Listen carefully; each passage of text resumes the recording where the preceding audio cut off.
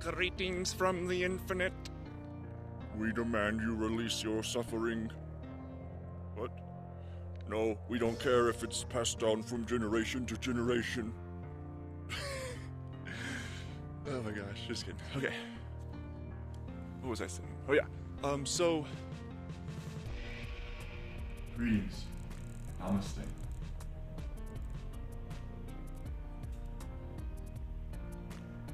I'm going to be looking down to read something that I wrote. As my thoughts have been getting longer and more developed, I've just started writing them down so that I can make sure I hit all the points that I want, and just for the sake of clarity and speed. I want you to know that this is not AI generated, okay? This is my own thoughts, organically generated from me, okay? Organic, natural truth from the source. Alright, so let's get into it. So, what a lot of people already know is that reality is composed of a square inside a triangle inside a circle. Now, the circle is the infinite. The triangle is the divine consciousness of the infinite. And the square is the physical reality. It's the construct that is called into form by the divine consciousness from the infinite. So that is pretty common knowledge. But what is not common knowledge, though many people do suspect it, is that the square of the physical reality, it's not real. It is a holographic matrix that is generated by the opposing forces of the divine consciousness. How does it do this? Well, first of all, you have to realize that it's three-dimensional. So the square is actually a cube, the triangle is a tetrahedron, the circle is a sphere, and the cube that is the physical reality is actually created by two opposing tetrahedrons.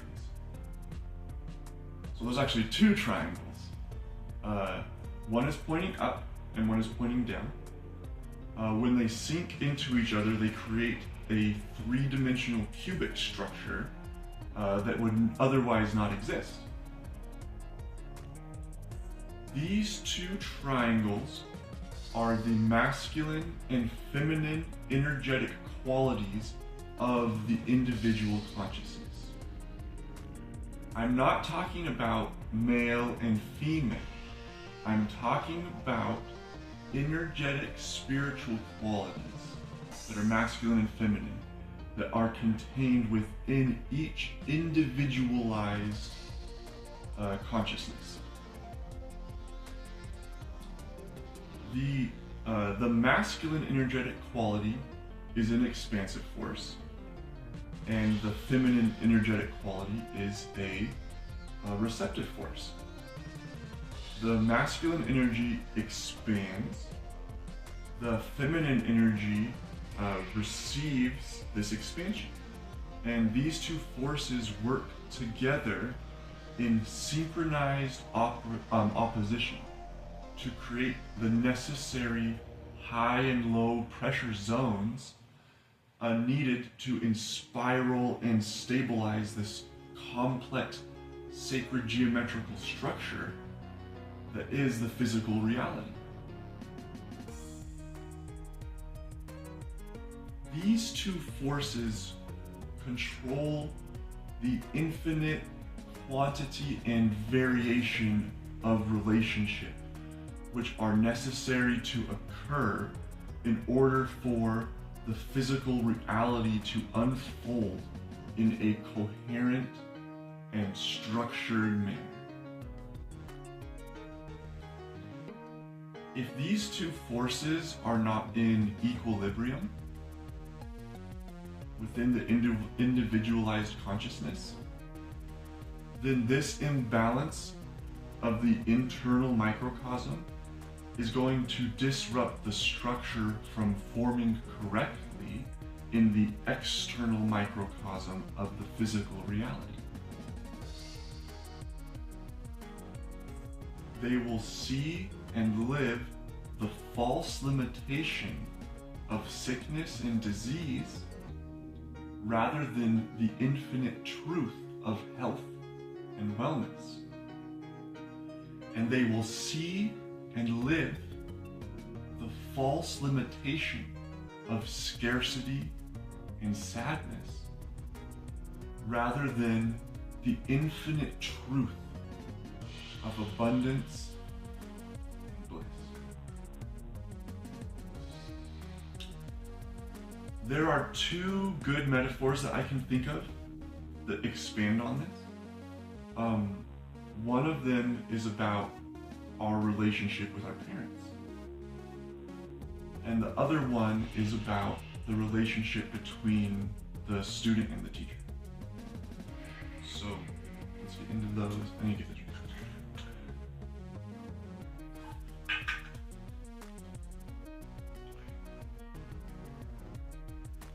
So the first one, the parents.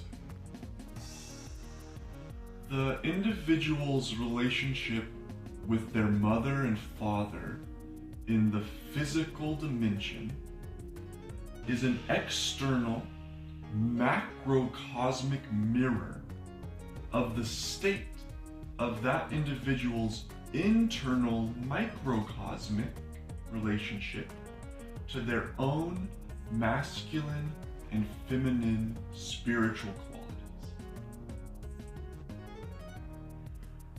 A poor relationship with the mother is an indication of a weak masculine spiritual presence. The mother, the feminine receptive force, is not receiving the infinite love and unrelenting assistance that she needs. That's why she made you, to love her and help her. Oh, well, she does this difficult work.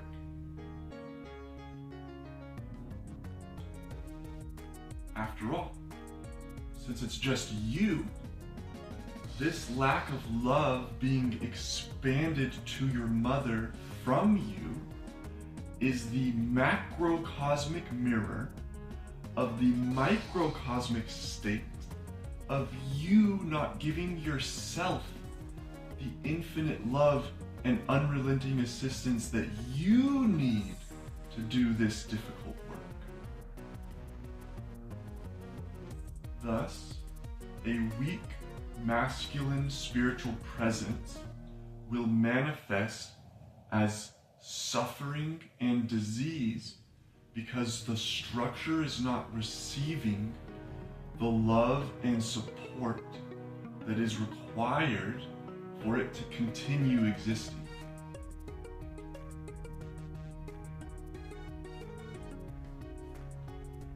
A poor relationship with the father indicates a weak feminine spiritual presence. The father, the masculine expansive force, is unable to expand the infinite abundance and share the eternal bliss that it longs to share. That is why it made you, to receive the infinite abundance and share in the eternal bliss. After all, it's just you. This lack of abundance being received from the Father is just the macrocosmic mirror of the microcosmic state of you not being willing to receive the abundance that you need to be blissful. Thus, a weak feminine spiritual presence will manifest as scarcity and sadness, because the individual feels unworthy of receiving the infinite and abundance and bliss that is rightfully theirs. How do we remedy? The masculine spiritual energetic quality can be repaired by actively choosing to output infinite love and assistance. Have compassion on yourself and others. Help yourself and help others. Be willing to output the effort of extending tender, loving care to every particle of the infinite circle. This is what is required to be able to continue, simply because it gives the structure, the energy and support necessary for continuation. It's just you after all. Love you. The feminine spiritual energetic quality can be repaired by choosing to receive infinite love and assistance, which is just the abundance and bliss. Allow yourself to be loved and cared for. Allow yourself to be assisted and helped. Be willing to receive the infinite love and assistance from every particle of the infinite circle. This is what is required to desire to continue. Because the consciousness doesn't like to exist in suffering. It likes to exist in bliss. If there's only suffering, the consciousness will eventually desire to exit. When there is bliss, the consciousness is enjoying participating in reality, and it desires to continue doing that. It's about allowing the abundant, infinite cosmic energy to flow easily out from you to yourself and to others through good thoughts, good words, and good deeds, while simultaneously allowing yourself to receive this same cosmic energy back through good deeds, thoughts, and words of others.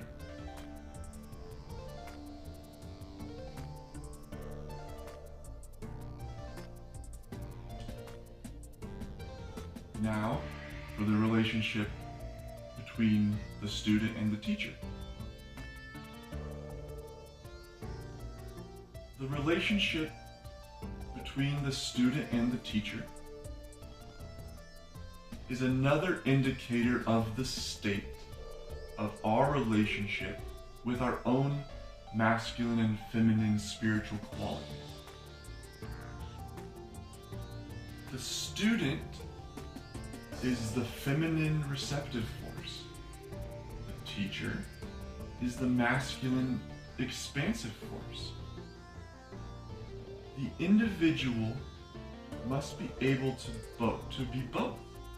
We must be able to receive information, and we must be able to convey information. And just as before, these two opposing qualities must be in perfect balance. If the feminine energy is too weak, the individual will not be open to receiving information. They think to already know everything and cannot be told anything by anyone. And that's stagnation. With the weak feminine energetic presence, it amplifies the masculine presence in a negative way, where not only does this person already know everything, but they also constantly convey this to everyone around them in a sort of sour, undignified righteousness that the individual is oblivious to, but is very obvious to everyone who's observing. Now, if the masculine energy is too weak, the individual will not be open to conveying information. They think that they know nothing, or they don't have anything worthwhile to convey. And that's stagnation too. With the weak masculine energetic presence, it amplifies the feminine presence in a negative way, where this person feels constantly hungry for that one piece of information that's going to satisfy them, and they spend endless hours poring over books and looking for guidance, looking for someone else's solution. Because, of course, anything that they might think of is obviously worthless.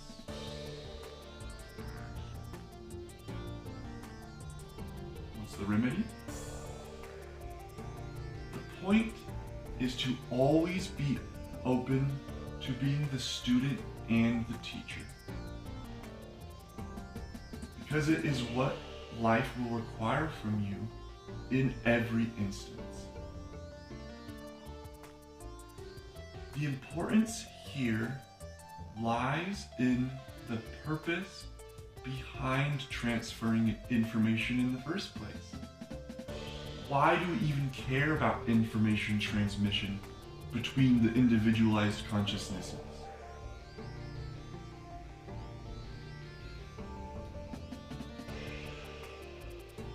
When the divine calls you to speak, it's not because you need to say the thing. It's because someone needs to hear it.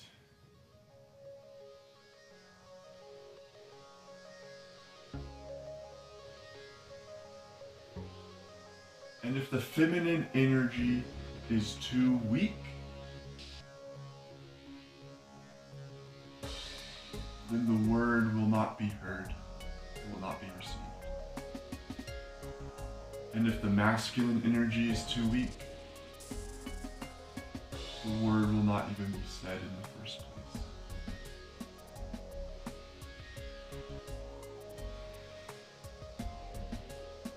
If the word was not said,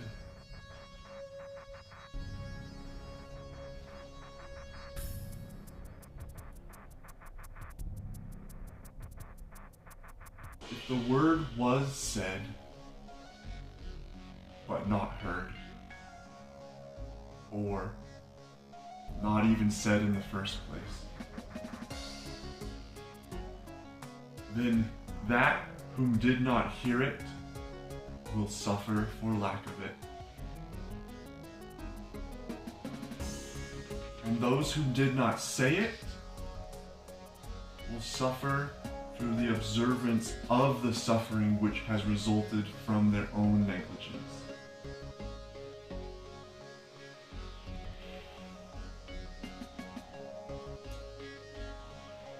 Now, this relationship between the masculine and feminine qualities of the consciousness, it's complex, and those two metaphors only begin to scratch the surface of this complexity.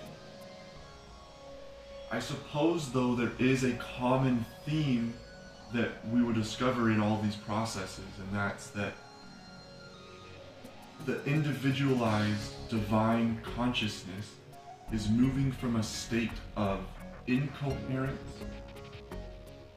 to coherence. This increase in coherence is an increase in the sensitivity, which is an increase in awareness,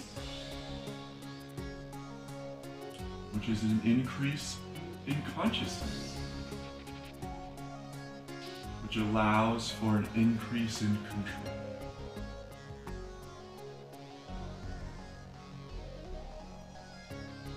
So it's important to remember the circle, the infinite. The triangle of the divine consciousness resides inside the circle of the infinite. It is literally the consciousness of this infinite object,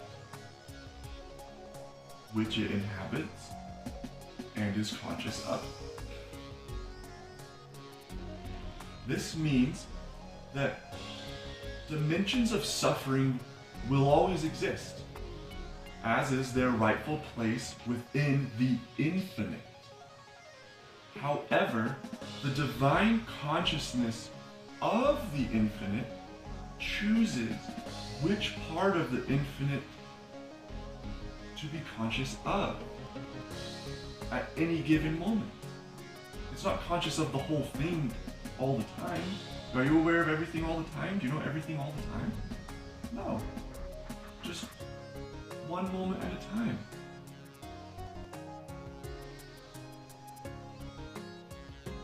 Remember, the infinite contains all, but it is not manifest.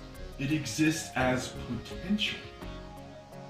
When it is the divine consciousness which calls these specific potentials to manifest in the physical dimension so that it can be conscious of them. What then is the point of calling this specific form into existence from the infinite potential? The divine consciousness is already whole, it's already infinite and eternal. It is impossible for it to completely rid the infinite of suffering, and there's already an infinitely long, constant stream of divine consciousness flowing, always awakening into the realization and freeing itself from modes of suffering by beginning to act coherently in reality. That's happening infinitely, always, already. So what now then? What is the point? The point is for the consciousness to gain coherence in controlling its ability to manifest the experience that it wants into the physical reality, out of the infinite. And a big part of this is going to be letting go of our testament to the past realities of suffering. That suffering was real, but it only exists in that dimension of imbalance and incoherence. Now that you are moving into the dimension of balance and coherence, you have to let go of that testament to the reality of suffering from that old dimension, which you created from your own incoherence and imbalance within reality. Just as the diseased person seeking to heal, they have a testament to the suffering of existing in that state. And that suffering is absolutely real. But in order to heal, they must desire health. They have to let go of this testament and lifestyle of suffering, that dimension completely, and completely embrace the vision and a lifestyle of health and wellness that they are trying to embody. remember, the square is not even real. It is called into form from the triangle. It is called into form by the triangle from the circle. As triangles, we must act responsibly whenever we make a square. Sometimes we make a square and forget that we are a triangle. And then we get trapped into a state of suffering on an endless journey to free the square from the suffering of the circle. Feel me?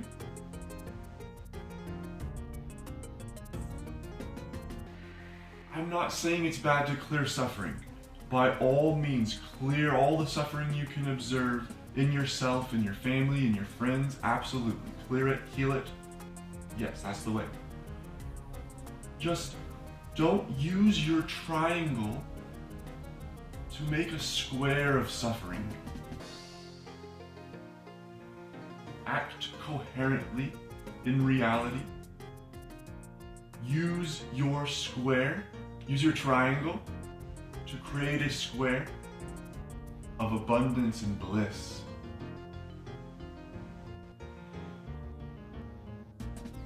Man is that he might have joy. Once you have healed properly, this can be your only conclusion. The triangle is meant to call forth squares of joy. This is why the physical reality displays such variety and activity and flavor and variation. These good, enjoyable bounties of the infinite circle are calling out to the triangles of divine consciousness. Hey, why are you wasting your time? Why are you wasting your infinite time suffering when you come enjoy eternal bliss right now? Okay. I'll let you guys go. Just this is the last reminder, last note. Don't commit these spiritual acts of suicide because they will trap you in a dimension of fear, suffering, and scarcity until you stop committing them. Okay? Number one, believing you are not infinite and eternal. You are the circle, the infinite. There is only one. You are master unto the ages, the source from which reality pours forth from. Number two, believing you are bad or not worthy of eternal bliss. You are a good triangle. And nothing that you can have done inside the square has changed that. You are worthy and deserving of all the abundance and blessings of the infinite. And your contribution is crucial and important. Thank you.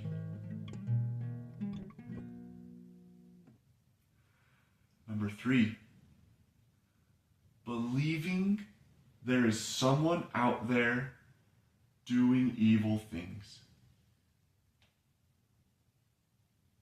It's really easy to kill yourself this way. Other is good. It's you. There is no evil person out there. There is no evil triangle. There is no other. There is only dimensions of suffering called forth inside the square.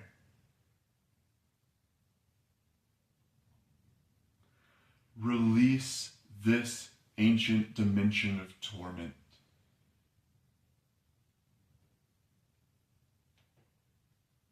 Other is good.